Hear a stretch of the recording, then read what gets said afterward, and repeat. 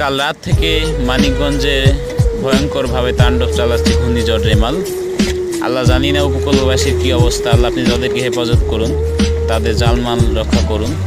Guys, আপনারা যারা ভিডিওটি দেখছেন, আপনাদের কার এলাকায় কী অবস্থায় আপনারা কারা কোথায় আছেন অবশ্যই কমেন্ট করে জানাবেন।